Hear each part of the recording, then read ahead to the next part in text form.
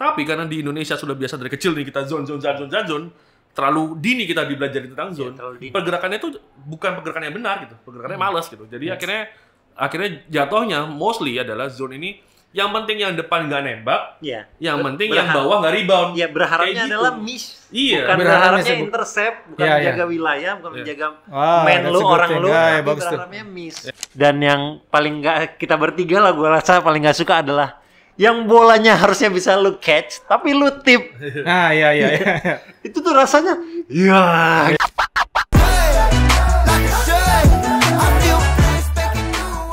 Halo, ketemu lagi di Main Basket Podcast. Udah lama kita nggak ketemu ini. Udah lama ya? Video terakhir apa?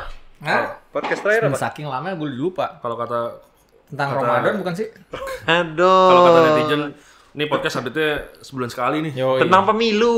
Pemilu ya? Pemilu, kita menjelang pemilu. Iya. Milih udah. Gua mana nggak ada putihnya anjir.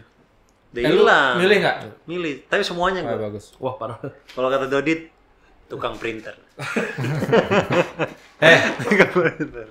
Bentar boy. Ya. Ya udah lanjut deh. Beberapa hari lagi nih, tim nasional putra berasa kita Indonesia itu akan tanding di kualifikasi Piala Asia, FIBA Piala Asia, melawan Thailand. Tanggal berapa? 22 atau 23? 22 lawan Thailand. Di Thailand. Kemudian tanggal 25 melawan Australia di Indonesia. Oh, berarti kita terbang nih. Yoi boy. Shotnya apa? Antusias nggak lu kalau ngomongin terbang? Antusias. Shotnya apa dulu? Tergantung mau pakai klub mana lu. Sekarang setiap klub udah punya pesawat nih. Oh, itu. Gitu ya. Iya. Tadi pertanyaan lu waktu offer apa? Pakai boarding pass. Iya, kira-kira itu ya. Enggak, yang pakai pesawat kan Dewa nih udah jelas Dewa ya. Dewa tuh naik pesawat. Pesawat Pakai boarding pass nggak tuh kemarin tuh? pakai lah. Itu perlu kita tanyain sih itu. Harus lah. Iya benar. Dibantu KTP-nya Kak. Nggak mungkin. Nggak mungkin tuh. Orang bantalnya aja Dewa. Iya. Anu boy, setelah gue pikir-pikir di tas salah satu pemain itu juga bantal semua. Dikeluarin boy. Itu perlu ditanya nanti ya. Kursinya dua-dua tapi. Nanti kalau lu ketemu ya, kalau saya ketemu salah satu pemain Kursi Dewa. dua-dua lebar-lebar kayak Alphard boy. Tapi saran gue sih ke depannya Dewa mungkin bisa dimodif lagi pesawatnya jadi ada sleeper ya. Enak gak tuh? Kalau bisa ada sleeper. Iya, kalau bisa pas take off ada videonya, boleh nggak mereka main handphone tuh di pesawat? Ya, betul. Iya kan? Kulkas tambahin Oh juga. iya. Iya kan? Iya boleh seharusnya. Makanya. Iya benar-benar. Terus lanjut ke Thailand tanggal? Itu sama kayak sekarang pakai handphone di pom bensin. Sekarang makin nggak apa-apa tuh. Iya, Bayarnya pakai kris. Jangan-jangan sebenarnya nggak apa-apa. Katanya pakai itu nggak kris boleh. sih. Katanya Pakai juga nggak aplikasi. Apa? Pakai Iya, aplikasi kan? kris gitu. Tapi emang di Indonesia sih ya semuanya bebas aja sih. Aman Lu ya? mau langgar ya. Iya. Lu parkir di letter P, lu berhenti di letter Boleh, S, ya. S coret, P coret, ya Bisa lah ya. bisa lah. Nah, kata teman kita kalau nyebrang waktu itu ya. Kalau nyebrang gimana? Hewan aja nyebrang, mobilnya berhenti gitu loh. Iya, Apalagi kita masa mau ditabrak? betul. Iya. Iya kan? Itu omongannya Bapak ini, Bapak Chicago. Masalahnya bawa hewan tuh sekali-sekali. Manusia nih banyaknya. Itu omongannya Bapak Chicago kan. Iya. Katanya kan atau orang-orang kan kalau di Amerika nih orang tuh harus taat aturan sebenarnya enggak kata dia. Nah, Karena jangan kan orang Amerika tuh mau nabrak hewan aja nggak tega, apalagi nabrak apalagi manusia. manusia. Ngaco aja udah kata dia gitu. Oh iya. jadi masuk akal. Warlock. Nah, gini guys, terkait sama Piala Asia nih ya. FIBA Asia. Windows. Windows ya. Windows. Jadi putaran pertama tuh. Iya, putaran pertama. Untuk ini. Kita cuma bahas satu hal aja nih. Ini juga masih terkait sama timnas atau siapapun sebenarnya di dunia basket. Kita bukan pesimistis, tapi realistis. Menurut gua cukup realistis.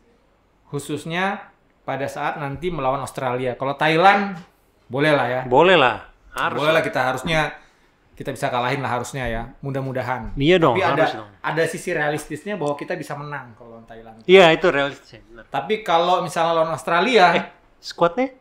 ya udah kan yang kemarin dipanggil kurang lebih dari situlah. Ada beberapa nama yang sudah kita umumkan sudah berseliweran juga di media sosial. Sama lawannya nanti? Ini lawanannya. Lawannya ya. Ada naturalisasi juga? Ya, ada lah. Lem ada lem. Semuanya naturalisasi di sana boy. Bule Lem semua ada, Australia. lem ada. Oh, enggak, bukan. yang Thailand. Iya, Thailand. Tyler Lem ada ya? Taylor Lam. Freddy Lis? Ada. Tapi kemarin di foto terakhir nggak ada Taylor Lam. Tapi di daftar ada. Oh, oke. Jadi kan kan daftarinnya boleh banyak tuh, kita kan daftarin 18 tuh. Cuma harusnya kan yang masuk kan nanti 12 itu kan boleh ganti-ganti tuh namanya. Bisa lah. Di foto yang terakhir kemarin di IG-nya Federasi Thailand tuh Besat Thai. Ya itu nggak ada, yang ada cuma Moses Morgan bersaudara. Freddy Lis. Yang saudara nggak ada kayak? Bisa boy. Thailand oke lah, kita nggak usah bahas ya. Thailand karena oke lah bisa. Gue nih coba ada pertanyaan ini nih. Paling kita cuma ngomongin ini doang nih. Jangan lama-lama ya. Jangan lama-lama. Mau sholat gue. Iya. Sholat apa lagi? Tadi kan sudah sholat. Duha.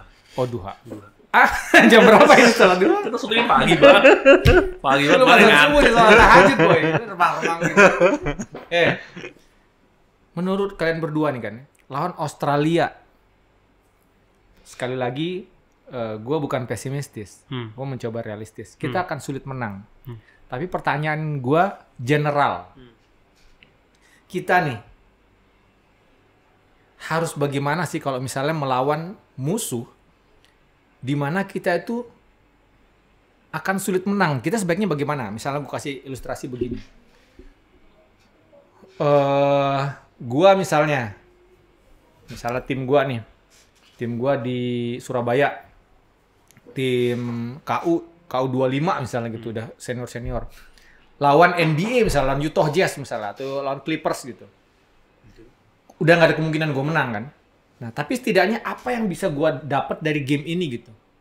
Nah, sebaiknya kalau menurut lu, Dimas dan Adrian, untuk setidaknya mendapatkan hasil yang baik dari pertemuan itu, walaupun misalnya kemungkinan besar kita kalah, sebaiknya apa yang harus kita kedepankan? Kalau yang pertama sih klise, jawabannya sih gampang ya. Apa itu? Kalau yang 25 lawan NBA. Gimana? Itu sih gampang. Gue tuh selalu ngomong, ini gue dapatnya saat main juga ya. Lu tuh menangnya seperti apa, kalahnya seperti apa. Tapi kan sulit peluang untuk menangnya hampir maksudnya kan, lu udah pasti, ya kalau yang 25 lawan NBA udah pasti kalah kan. Cuma lu, yang coach mau saat main tuh keluar semua nggak? Itu, kalau dari dulu itu. Lu menang, tapi apa yang diperintahkan coach nggak dijalanin. Ini menurut gue ya. Ya memang kelas lu menang, tapi lu kalau lawan tim yang lebih bagus belum tentu bisa menang. Kalau lu jalanin strategi yang semua strategi yang gua minta nggak lu jalanin. Kalau yang 25 tadi udah pasti kalah kan ya sama NBA. Tapi semua yang diminta coach dijalanin gitu loh. Itu yang utama ya? Itu yang utama harusnya. Tapi kalau both on defense maupun on offense. Iya. Coach misalnya minta lu defense zone ya. Ada satu pemain nggak defense zone ya, itu salah memang. Malah memang lu udah kalah nih. Iya. Tapi lu nggak jalanin instruksi coach gitu loh. Ya udah gitu loh, salah gitu. Kalau si Indonesia lawan Australia. Misalnya Indonesia lawan Australia, apa nih sebaiknya yang kita harus lakukan? Anggaplah kemungkinan besar kita tidak akan menang. Ya hampir sama sih gua. Lu harus jalanin strategi apapun yang dikasih coach. Yang kalau kita bilang ya, gue selalu ngomong, ya semua penonton basket nasional Indonesia tuh tahu permainan semua pemain yang ada di timnas itu seperti apa. Lu bakal ngeluarin semua kemampuan lu, walaupun ya lu kalah nih ya. Atau lu datang ke sana ya cuma kelihatan gitu, lu masuk ke lapangan, gue udah pasti kalah gitu loh. Kan kelihatan dari cara mainnya mereka gitu loh. Gestur. Nah, gestur. Nah, yang gue harapkan sebagai penonton adalah ya lu pasti kalah, tapi lu ngasih nggak nih semua yang lu punya saat lu ngelawan si Australia ini. Itu aja sih kalau gue dari kacamata gue ngelihat pertandingan itu nantinya gitu. Cukup itu, dan ya kalau gue yang nonton kayaknya gue bakal tahu strateginya mereka si Indonesia ini seperti apa. Jalan nggak nih strateginya? At least sampai lepas tembakannya gitu. Iya. Masuk nggak masuk belakangan. Dan kalau orang basket bilang defense itu bukan skill, kemauan. Nah, itu Anda nggak kelihatan nggak kemauannya. Dari situ aja gitu yang ngeliatnya gitu loh. Kalau lu biar ditabrak-tabrak memang lu kalah power, ya lu udah stop. Tapi lu udah mencoba itu ya, gitu. Dan lu mungkin kalah skill ya udah gitu loh. Tapi lu mau nggak nih buat defense dia? Apa lu cuma udahlah udah kalah ini kasih dia lewat aja. Kalau gue nonton, gue bakal ngeliatnya seperti itu. Drian gimana Drian? Ini sebenarnya udah sempet, kayak kita sempat ngobrolin ini juga. Berapa kali juga. Iya, sering banget. Enggak, tapi lawan Australia juga. Iya, waktu di FIBA Asia. yang pertama, sebenarnya sama kayak Dimas kayak gitu ya, ngomongin jalan. Ya harus kayak gitu jalanin, ya, gitu aja. Harus kelihatan bener kalahnya seperti apa. Maksudnya harus kelihatan kita nggak bisa langsung kalah di kuarter 1 gitu, menurut gua paling gampang sih gitu sih. Ya kalau gua lebih spesifik lagi sih harus ada target ya. Targetnya yang spesifik juga gitu. Misalnya gini, misalnya pelatih ngomong kalau gua nggak mau kita ketinggalan 15 poin di first half gitu. Jangan sampai 15 atau poin. TO berapa gitu. Ya, turnover ya, gitu. Statistik Karena kan lah ya. saat kita ngomong, kita nih biasa main pakai guard-guard yang senior saja, turnovernya di atas 15. Nah, ini apalagi nanti yang hitungannya lebih muda. Jadi kalau ngomongin ekspektasi, jangan berharapnya jangan sampai di atas 20 lah turnovernya gitu. Turnover jangan 20 ya, misalnya gitu kayak ya. gitu. Terus rebound gitu. Kita berkali-kali ngomongin orang ngomongin size whatsoever gitu ya. Kita berkali-kali juga tahu triple double, Trae Young juga bisa triple double, semua orang bisa triple double kecil-kecil gitu. Jadi jangan sampai out reboundnya kelewatan gitu. Offensive rebound dari lawan. Rasio gitu. Reboundnya jangan jauh banget gitu. Ya. Yang masuk akal mungkin juga jumlah attempt ya. Maksudnya ini sebenarnya korelasi sama tadi ya. Kalau turnover nggak tinggi, offensive rebound nggak kalah, jumlah attempt harusnya juga sesuai seimbang lah. Berjalan lurus dengan jumlah possession gitu. Tinggal akurasinya aja kan kita ngomong bagusan siapa. Nah, akurasinya di setting juga misalnya di 34%, 35% gitu, jangan sampai di bawah 30% gitu. Karena peluang saat lawan kita saat ngomong Australia, peluang seperti itu tuh ada banget gitu. Dan kita ngomong kalau game-game kayak gitu kan biasanya bener kata Dimas tadi lebih ke mental ya. Lebih ke mental game saat tiba-tiba tim lawan running 8-0 sudah time out misalnya, time out 1 gitu. Running 8-0 di quarter 1 baru jalan 4 menit gitu. Time out kan sama pelatih gitu. Jalan 3 menit kemudian berarti kan 7 menit, masih ada 3 menit. Mereka 3 menit terakhir running 11-0, time out lagi enggak gitu. Nah, itu mau sampai kapan kayak gitu kan, time outnya terbatas cuma 2 gitu. Jadi kan running game itu juga harus dihindari karena apa ya? Karena kita ini hal yang unik setelah termasuk salah satu di musim ini di IBL, kita tuh punya pelatih yang kita ngomong Indonesia dulu ya. Kita punya pelatih yang tidak suka time out. Gue nggak ngerti kenapa sebenarnya. Itu lu perhatiin, Boy ya? Iya, banyak banget dan di berbagai level. Saat kita ngomong SMA ada, SMP gue nggak ngikutin sama sekali ya soalnya. SMA ada, kuliah ada, di profesional ada gitu. Yang menolak untuk time out bahkan saat lawannya running 11-0, 12-0, 15-0 gitu. Yang menurut gue mayoritas pemain saat gue tanyain kayak gitu pasti ngomongnya biasanya pelatih udah percaya, udah tahu kalau kita mau ngapain. Pelatihnya ngomongnya juga gitu. Saya udah siapin tim saya sebelum game, saya rasa udah cukup gitu. Iya, but this is game of momentum gitu loh.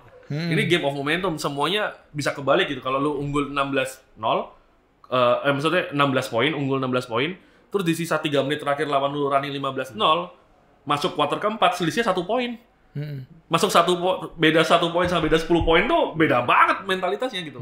Dan itu yang gua harap either pelatih di Indonesia nanti selain Coach Milos dan juga staffnya juga harus lebih aware tentang itu, maksudnya tentang time out dan apa yang harus diberikan setelahnya. Karena kan kita ngomong kalau di luar sana kan ATO ngomongnya after time out play itu banyak banget ya. Tapi kalau di kita masih tidak terlalu banyak. Jadi harapan gue sih kalau yang spesifik sih ngomongnya technical ya kayak tadi ya, turnover, offensive rebound, kemudian akurasi, dan yang terakhir sih lebih ke mental game-nya ya. Mental game-nya tuh kapan time out, kapan harus siapa yang main, siapa yang jaga, mainnya seperti apa, itu aja sih. Soalnya saat kita ngomong lawan tim-tim kayak gini, tim-tim Australia, even menurut gua you can hate me kalau gua bicara kayak gini ya, tapi menurut gua ini mereka turun mungkin tim D atau tim E mungkin ya. Dan cuma sisa 1 dari FIBA Asia Cup. Kalau kita ngomong FIBA Asia Cup karena mereka lagi ada mau playoff ya, kayaknya NBL. Kompetisinya lagi jalan juga. Iya, mau playoff kayaknya. Ya makanya saat posisi-posisi kayak gini, ini mereka turun ada pemain. Oh, NBA juga jalan, makanya mungkin. Kalau NBA hampir nggak mungkin sih kalau turun di gini. Mereka Piala Dunia juga nggak dipanggil kan. Ini mereka beberapa pemainnya tercatat klubnya itu Center of Excellence. Saat kita buka Center of Excellence, ini tuh kayak program pemain muda. The Basketball Australia Center of Excellence, formerly National Intensive Training Center Program. Dari 81 ini dedicated to development of future boomers and opal. Jadi ini kayak Patriots-nya. Pemain binaan. Binaannya, benar. Tapi ini kayaknya belum masuk ke tim. Iya, makanya masih. Jadi mereka masih sendiri. Nah, ini tuh dipanggil ada total Australia, center of talent 1, 2, 3. 3 pemain. Ini kelahiran 2004, 2005, 2005. Berarti umur berapa tuh? 2017. 18. Belasan menuju 18, 19. Ya, ini teenager. 20 dekat nih, ya. Harusnya bisa lah nih. Ya, jadi maksudnya harusnya bisa. Saat kita ngomong kayak gini ya. Iya, siapa tahu. Saat kita ngomong kayak gini sebenarnya ini juga harus jadi apa ya? Jadi motivasi sendiri. Iya. Untuk timnas ya. Maksudnya ini lawan kita bocah gitu. Iya, gue nggak peduli. Maksudnya lu menang sama Australia dengan tim yang kayak gini, gue nggak peduli. Penting lu menang gitu. Benar. Sama kayak kita juara SEA Games. Iya. Mau siapa lawan? Filipina ngomong ini tim C gua, tim gua. Iya, lu yang nurunin gitu loh. Dan ini maksudnya itu harusnya jadi semangatnya buat timnas. Iya. Semoga sih kita sekali lagi kita nggak ngomong pesimis ya. Kita realistis karena di pertemuan semuanya kita belum pernah menang lawan Australia dan mereka bermain. Sekalipun ya. Ya, dan menurut gua di game terakhir kita ketemu FIBA Asia Cup harusnya they being nice gitu ya. Pemain-pemain utamanya nggak main banyak. Jadi ini mungkin akan lebih serius karena pemainnya bukan pemain utama. Cuma Nick Kay harusnya yang statusnya senior kelahiran 92. Sama satu lagi Mitchell McCarron. Ini 2 pemain yang paling senior sih kelahiran 92 ini. Jadi ya itu tadi catatannya dan semoga tetap kenceng lah ya, tetap gesturnya lah, at least gesturnya jangan sampai kendor. Gitu sih gua. Oke, menarik nih dari pernyataan Adrian yang sangat menarik buat gua adalah tentang target-target spesifik. Menurut kalian nih, apa target-target spesifik yang harusnya realistis untuk dikejar? Yang bukan kemenangan, misalnya kemenangan adalah sesuatu yang sulit. Kalau misalnya ternyata itu membuat kita optimistis untuk menang karena mereka pemain yang sangat muda gitu, ya silahkan gitu. Tapi balik lagi ke aspek-aspek spesifik apa yang harusnya dikejar oleh tim ini gitu. Kita langsung ngomong timnas Indonesia ya pada saat lawan Australia. Misalnya gue bilang gini, nanti Dimas silahkan kalau lu apa. Misalnya kalau gue misalnya turnover nggak boleh lebih dari 15 misalnya. Satu game. Atau 15 mungkin sudah terlalu rata-rata, misalnya 12 gitu. Nggak boleh lebih dari 12. Itu target spesifiknya. Terus kemudian untuk menciptakan karakter timnas yang kuat, 3 point at least 30. Satu game attempts. Kalau pilih masuk cuman 10% berarti cuman 3. Kalau masuk 10 misalnya masuk 30%, oke, gitu. 30 kali tembakan 3 angka. 10/30. 10/30 misalnya gitu. Itu menurut gua. Menurut lu setuju nggak kayak gitu? Dan itu harus ada beneran. Iya, target yang kayak kalau lu menurut lu apa target yang menurut lu yang spesifik selain skor akhir yang menurut lu ini harus kita kejar untuk membentuk pemain kita yang bagus misalnya? Kalau gue ya udah pasti ngurangin second chance point-nya lawan. Oke, second chance point. Berarti itu masuknya adalah ke rebound. Ya. Iya. Karena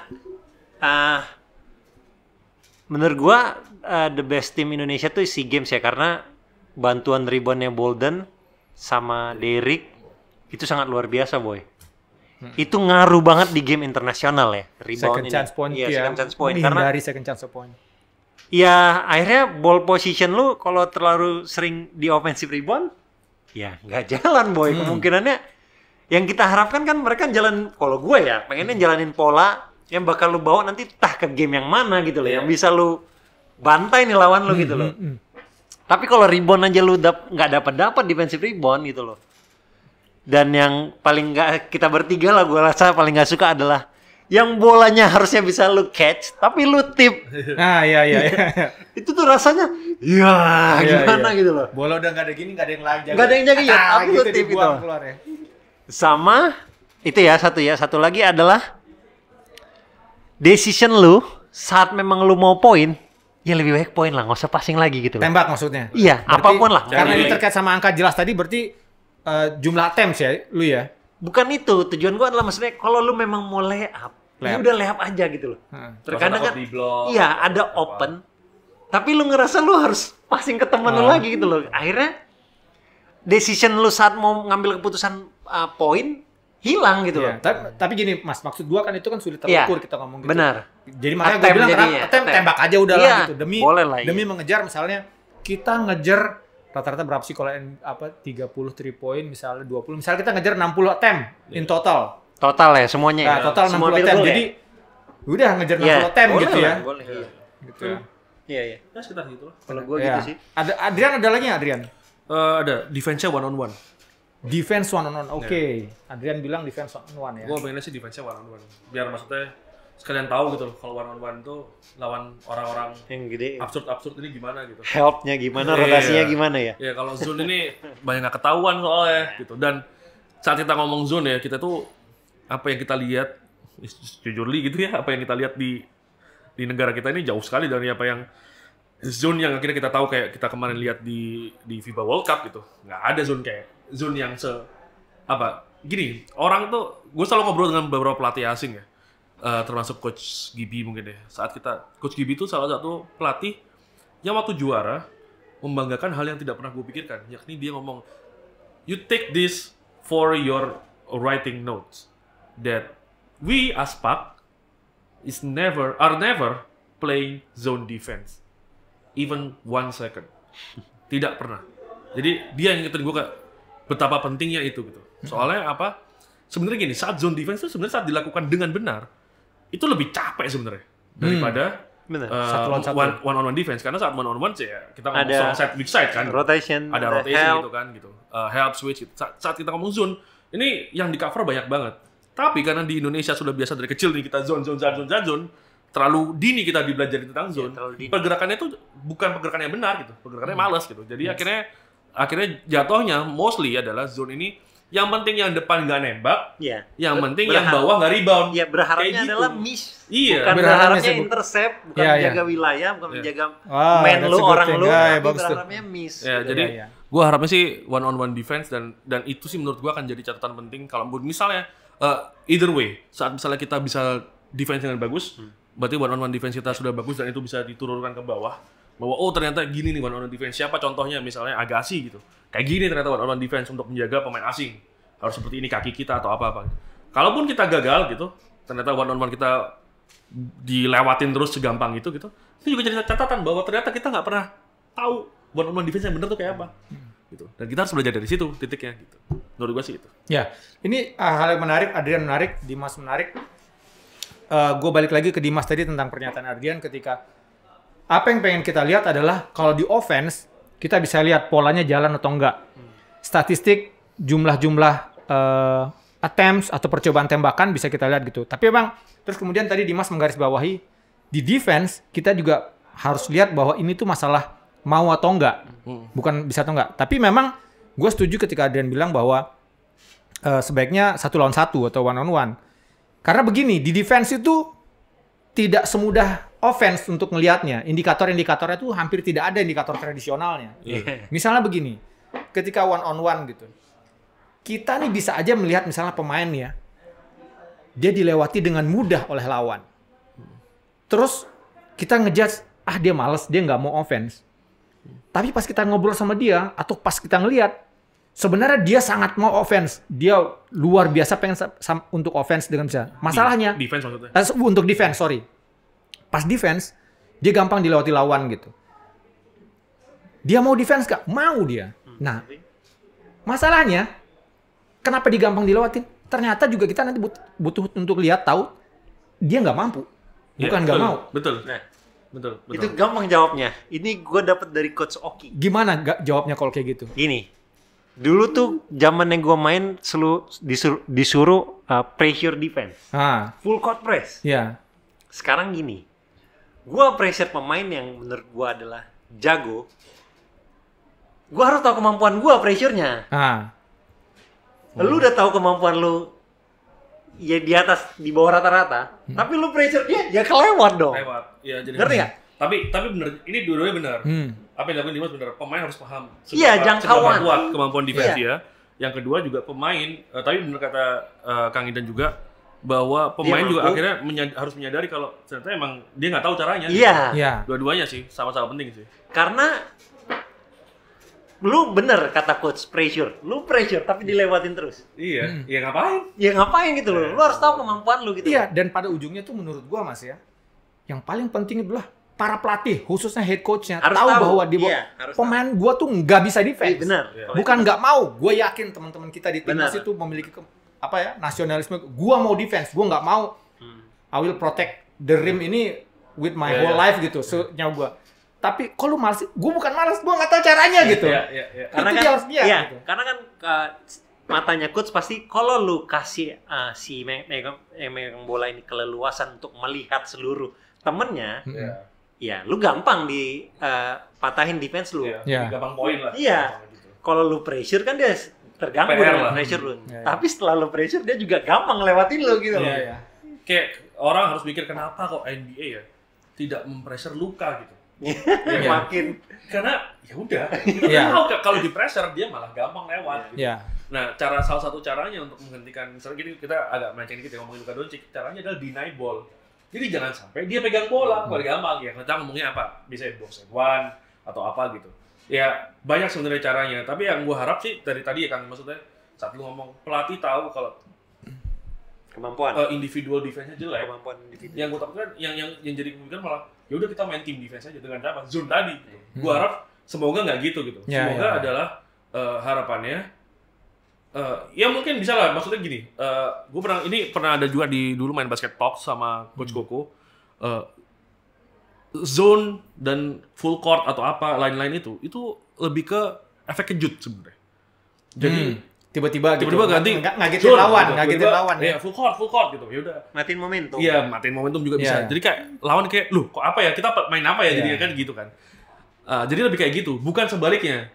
Mau zone 30 menit, 10 menit one-on-one gitu, jangan sampai kayak gitu. Karena balik lagi harusnya nggak apa-apa lah menurut gua di titik ini ya, kalau lawan Australia gitu ya, saat kita kalah gitu, ya nggak apa-apa soalnya. Yang penting kita dapat pelajaran penting gitu bahwa ternyata defense lawan kayak gini gimana, lawan defense ini ketahuan. Dan yang hal yang paling mendasar menurut gua adalah kita bisa mengetahui sehebat apa kemampuan setiap pemain kita dalam bertahan. Jangan-jangan pada nggak jago defense-nya. Pada terlalu gampang untuk dilewati satu lawan satu gitu. Dan sebenarnya ya menurut gua cukup sering gitu kita ngelihat pada saat game gitu. Help lewat gitu. Itu tugas lu jaga dia, bukan tugas lu untuk minta help gitu. Dengan semudah itu lu minta help gitu. Udah minta help ditinggal kan. Nah, ditinggal. Iya. Beberapa kali kita kalau help harus follow, baru bisa rotasi. Kalau lu tinggal, lu mau ngapain? Satu lagi juga kita ngomongin kayak gini ya.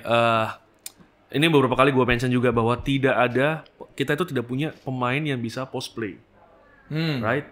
Tidak ada pemain yang bisa post play. Kalau ingat banget terakhir Adi Pratama sama Koming. Ya, Soso lah. Saat ini ya berarti ya. Iya mungkin Adi kapan terakhir main dia 5 tahun terakhir gitu kan, 2019 atau apa gitu. Even di tahun-tahun terakhirnya udah cedera kayak gitu kan beda mainnya. Jadi menurut gue generasi ini mungkin tidak tahu cara defend post play. Karena tidak ada yang pernah post play. Bisa jadi. Nah, ini nanti ada beberapa big man lawan.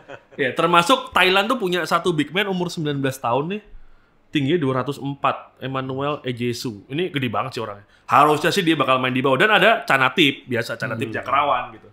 Yang sorry itu sih Uncle Prosper beberapa game yang lalu lawan ini diayam-ayamin gitu loh sama dia ini yang mainnya sangat-sangat agresif gitu. Jadi ini juga bisa jadi catatan penting juga nih ya, bahwa yang harus disiapkan juga salah satunya adalah defense di bawah ring. Karena nggak ada yang tahu gitu, karena nggak pernah. Bahkan saat kita ngomongin kita pakai pemain asing pun, pemain asing yang ada itu main di luar sebenarnya adalah forward gitu. Jadi dia nggak main post play. Pemain post play itu cuma Dior mungkin. Ini saat kita ngomong Jared Shaw, meskipun setinggi itu, dia main di luar, main ke dalam, drive, fake drive. Ada post play-nya ada, tapi bukan majority of the game ya. Yang kita punya cuma mungkin ya sepanjang berapa tahun terakhir ya Dior. Dan Dior tetap nggak pada lawannya di sini. Udah usia segitu. Jadi itu bisa jadi catatan juga sih bahwa salah satu maksudnya masih ada waktu berapa? Ini tanggal 19 kita syuting ya. Berarti 3 hari lah. 3 hari sebelum game lawan Thailand, seminggu sebelum game lawan Australia. Ya hampir seminggu lawan Australia, mungkin bisa mempersiapkan sedikit lah bagaimana. Terakhir geng. Gitu. Nih ada beberapa catatan gitu. Bagaimana Adrian bilang penekanan defense 1 lawan 1, lalu kemudian bagaimana itu bisa diaplikasikan sepanjang game. Lalu kemudian tadi Adrian juga ngasih tahu, Dimas juga ngasih masukan bagaimana kita sebaiknya memberikan target-target spesifik yang harus dicapai sehingga kita juga bisa memberikan apresiasi kepada timnas kita walaupun misalnya ternyata kalah. Tapi ketika kalah gitu, kita berhasil menekan turnover loh. Turnover kita cuma 10. Turnover kita di bawah 10 nih. Sesuai dengan ekspektasi kita di awal. Attempt kita 3 point tadi ada 29 loh, hampir target kita 30 dan masuk misalnya 35% gitu. Dan itu sudah sesuai dan ini yang pengen kita angkat ke depan. Karakter kita tuh harus berani nembak dan akurasinya bagus gitu. Karena bagaimanapun kalau kita lihat tim putri Jepang kemarin ngalahin hampir menang lawan hampir menang lawan Jerman gue lupa pas kemarin. Menang lawan Jerman, dia kalah lawan Belgia menang juga. Belgia. Lupa gue sama siapa. Ya, itu atau siapapun itu yang putri itu dan yang lain-lain gitu. Nah, menurut kalian berdua demi mengedukasi publik basket Indonesia, perlu nggak? Menurut gue sih perlu. Tapi menurut kalian perlu nggak orang-orang di timnas menjabarkan ini, khususnya kepala pelatih? Nggak bisa nih Coach Milos diam gitu. Atau misalnya nih admin atau apa-apa gitu, kita akan kasih yang terbaik gitu. Apa kasih yang terbaik itu gitu? Kita akan pergi ke sana dengan membawa bangga. Bawa bangga tuh apa gitu? Perlu nggak kita misalnya pelatihnya atau manajernya Roni Gunawan bilang, oke, kita nih sekarang kita harus realistis ya teman-teman. Ini adalah lawan yang berat, lawan yang tidak mudah. Menang semoga. Tapi at least ini yang kita inginkan dari timnas kita. Jadi di game ini mari kita harapkan bersama-sama turnover yang kita kejar di bawah 12. Kita lagi mengembangkan bagaimana timnas kita. Nggak enak dong nanti dilihat sama orang-orang. Enggak, orang semua juga itu mah strategi standar gitu. Kita pengen attempt kita di atas 30, 3 point. Kita ngejar lawan melakukan offensive rebound di bawah 15 misalnya gitu. Perlu nggak itu disampaikan kepada publik menurut lu Dimas? Perlu sih, tapi menurut gua nggak lebih ditekankan ke situnya ya. Lebih ditekankan adalah memang ya berusaha menang iya, cuma baru lihatnya adalah akhirnya ujungnya yang tadi. Yang perlunya yang adalah attempt-nya berapa, turnovers-nya harus berapa. Ya, tapi itu disampaikan sama perlu disampaikan. Tapi ya maksud gua adalah bukan lu fokus di situnya, tapi lu tapi lu tetap harus fokus di pertandingan, cari menangnya, iya. Itu perlu banget disampaikan karena ya apa ya, dengan kayak gini orang-orang banyak tahu gitu loh. Iya, karena juga bisa begini Mas, kadang-kadang tuh kan kita barangkali kayak misalnya gue nih kadang-kadang mau timnas lawan apa gitu. Gue tuh sudah merasa bahwa ini kita nggak akan sulit menang nih. Dan kejadian memang kalah kemudian jauh gitu. Tapi kemudian yang muncul di publik itu adalah kami sudah berjuang gitu. Enggak bikin kelihatan gitu. Kami sudah berjuang, kami sudah kasih yang terbaik gitu. Kita ini perlu mendefinisikan kasih yang terbaik itu yang apa gitu. Bawa bangga tuh apa sih gitu. Kalau lu dengan mudahnya dilewati oleh lawan, kemudian lawan skor gitu, oh itu yang lu bilang kasih yang terbaik gitu. Terbaiknya segitu aja. Segitu aja nih kasih yang terbaiknya nih gitu. Dan memang itu juga mengurangi hujatan netizen ya. Iya. Iya enggak? Dia bilang kalah, memang pemain lu enggak cocok buat di timnas. Lah, lu lihat dulu statistiknya gitu kan. Nah, target kita ini itu. Ya bisa. Benar. Jadi menurut lu gimana Dian? Perlu nggak kita sampaikan tuh? Perlu nggak Roni Gunawan, Dani Kosasi, siapa lagi? Milos, Pejic, untuk menyampaikan itu gitu supaya enak gitu kita nontonnya. Untuk publik di Indonesia yang ada yang sudah mengerti sedalam itu, ada yang enggak, kan, dan basket sedang bertumbuh dengan cukup baik, lebih baiknya disampaikan. Maksudnya situasional ya kita ngomong ya. Saat kita ngomong ke misalnya negara kita sudah ya kayak Filipina gitu misalnya, udah mengakar gitu. Ya yang perlu orang-orang dalamnya aja kan gitu. Yang orang-orang main. Tapi kalau untuk sekarang perlu, kenapa gitu? Karena menurut gue ini basket ini berkembang dan punya peluang untuk menjadi olahraga yang baik secara pengelolaan menurut gue. Jadi hindari untuk memberikan, dan gue suka sih sebenarnya kayak kalau nggak salah Roni Gunawan dalam kemarin sempat dikutip sama Perbasi atau apa, kalau ngomongnya emang berat lawan Australia, tapi Thailand kita akan coba curi kemenangan gitu. Nah gue suka bahwa untuk ngomong realistis. Realistis ya. Karena udah nggak waktunya hal-hal optimisme semu gitu yang bisa lah kita kayak, berusaha. Jadi kayak dulu kan bola itu bulat, bola itu bundar gitu. Iya, bundar cokro. Ada dulu Asian Games 2018 Perbasi ngeluarin ngomong kita mencari emas, ada kan udah gak make sense gitu. Hal-hal kayak gitu harusnya cari dihindari. toko emas kali. Iya, bener juga. Bisa juga. Lagi gajah di sana, lagi murah di sana. Gajah. Liontin gajah.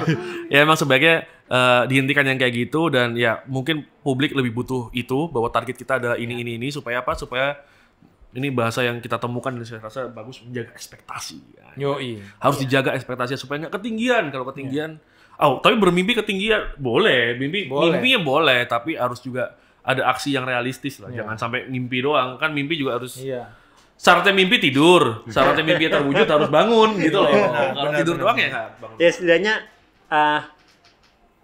hal paling gampang penggemar basket Indonesia ucapin adalah appreciate untuk pemain ini yang sudah ditugaskan membela Indonesia di FIBA Asia ini ya. Iya. Dan harusnya masih banyak lagi yang bisa juga bantu. Iya, bukan lu hujat kalau mereka udah ada targetnya dan mencapai targetnya walaupun kalah, ya lu harus appreciate gitu. Karena ada beberapa waktu yang lalu ketika jawabnya kan luar biasa gitu loh. Waktu kepilih tuh beberapa nama untuk ikut TC gitu, ada komentar di Twitter Main Basket, gua rasa orang Filipina biasanya karena pakai bahasa Inggris. Dia bilang begini, ini Indonesia ini nggak masuk akal, kurang lebih ya halusnya bilang, nggak masuk akal. Lu pakai tim senior aja, lu tuh nggak bisa menang, sulit menang. Lah sekarang lu pakai tim junior, tim baru gitu. Kasarnya tim mahasiswa, Cis, bener juga gitu. Lu tuh mau ngejar apa gitu? Dan masuk akal banget gitu. Ini lu ngejar apa gitu? Jadi oke, kalau misalnya kemudian manajemen bilang betul, tapi ini yang gua kejar. Ini yang gua kejar. Nih. Dijabarin aja lah. Jabarin aja, menurut gua. Supaya publik juga, gue yakin saat gini di sistem ini jadi politik sekali ya. Saat demokrasi kayak gini, transparan adalah hal yang paling penting. Maksudnya gini, hal yang paling diapresiasi oleh publik. Saat lu udah demokrasi kayak gini, lu punya sosmed untuk menyuarakan apa-apa, tapi tidak transparan, percuma. Sama kayak ada gitu. Terus ntar malah nanya, kenapa ya netizen kok benci sama gua? Ya lu nggak transparan. Bilang ya, misalnya ya lu di Lituania mau ngapain gitu, ngumpulin anak-anak ini gitu. Setelah itu mau ngapain gitu. Enggak nih, bawa banget, ya buat apa gitu. Terus apa? Bukan kita tuh justru senang, tapi buat apa gitu. Iya, kita mau nanya ini mau kemana gitu. Arah. Anak-anak ini nanti setelah 6 bulan, saat usianya 15 tahun 200 hari, mereka akan bermain di timnas senior untuk melawan FIBA Asia Cup berhadapan dengan Korea. Jelasin aja. Kayak gitu kan transparan kan jadinya gitu. Ya itu aja sih paling ya. Transparan guys. Please. Jadi menurut gua demi menjaga ekspektasi dan ketika misalnya semuanya teman-teman tahu, pendukung-pendukung basket Indonesia tahu, support kok. Semua itu juga support. Ketika ada yang kesannya keras kepada timnas apa segala, kalau justru itu yang paling cinta sebenarnya. Bener. Karena udah terlalu deket ya. Iya, kalau misalnya orang-orang nggak menghujat, berarti dia nggak peduli. Iya. Mengutip Daniel Wenas, orang yang ngata-ngatain di internet itu adalah orang yang pertama minta foto. Iya, benar. Gue pernah nanya, soalnya kan Daniel kan salah satu mungkin yang mendapatkan banyak kayak gitu. Dan Daniel tuh kayak take it easy banget. Gue kayak nanya, ini lu gimana sih? Selalu ya Bray, kalau ketemu juga minta foto. Jadi maksudnya ya orang-orang itu karena memang pengen gitu loh, pengen bagus. Gitu. Sip. Ya, itu tadi boarding pass nanti kita tanya. Iya, nanti di kolom komentar ya. Anak dewa. Anak dewa enak. Gitu tuh muncul nggak sih di pesawat Dewa United gitu? Iya, makanya gue bilang di displaynya kan. Iya, display yang itu. Running text kan? Iya, running text. Nah, makanya coba ya kalau komentar anak tapi gue rasa pasti muncul boy. Kalau enggak, gimana dia bisa ketemu di satu tempat gitu ya? Bener, dikit berapa? Iya, dikit berapa? Dewa nih. Kan bisa. Oke, terima kasih semuanya. Itu dia Main Basket Podcast kita. Nanti bukan gini. Sekarang bukan gini boy, gini. Oh iya, anak sekarang nggak ngerti gini. Ngerti, tapi nggak ngerti itu apa. Ngerti ini cara nelpon, tapi kenapa begini nggak tahu. Gini telepon sekarang. Oke, sip. Sampai jumpa di Main Basket Podcast. Tip. Udah selesai di politiknya.